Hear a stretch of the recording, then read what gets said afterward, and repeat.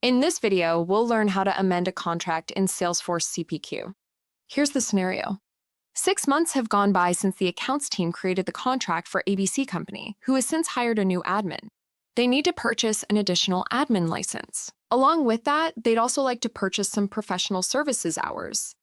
Let's make a change or amendment to the ABC Company contract.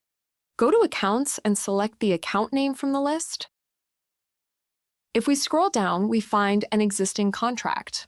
We don't want to create a new contract because we want to manage all of the customers' subscriptions in a single place. We also want to make sure that these new licenses align with the renewal cycle of the licenses they already have. Or, in CPQ terms, we want these new licenses to coterm with their current licenses. Instead of creating a new opportunity with a new quote and a new contract, we can amend the current contract with the quotes and opportunities we already have. To get started, select the existing contract and click Amend in the top right. This page lists the contract subscriptions available for amendment. Let's click Amend again to go to the quote line editor. So here's what just happened. Clicking Amend created an amendment opportunity behind the scenes, and the quote displayed here belongs to that amendment opportunity. This action has also pulled the amendable subscriptions into this quote. In this scenario, the prior quantity has been added to the quote line editor so that sales reps can see the quantity of each line item that the customer already has. Notice that the start and end date have also been automatically populated so that the amendment will coterm with the current quote. We can also confirm that the net total for these products is $0 because the customer has already paid for these products.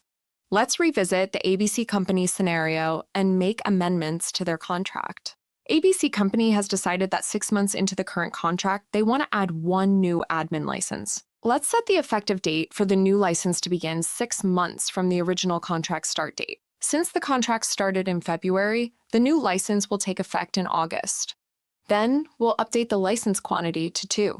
Salesforce CPQ can calculate the price based on the net changes to these products. We can also add net new products to the amendment quote. Remember that ABC Company also wants to add professional services hours, so let's click Add Products. Then we'll search for and select professional services hours.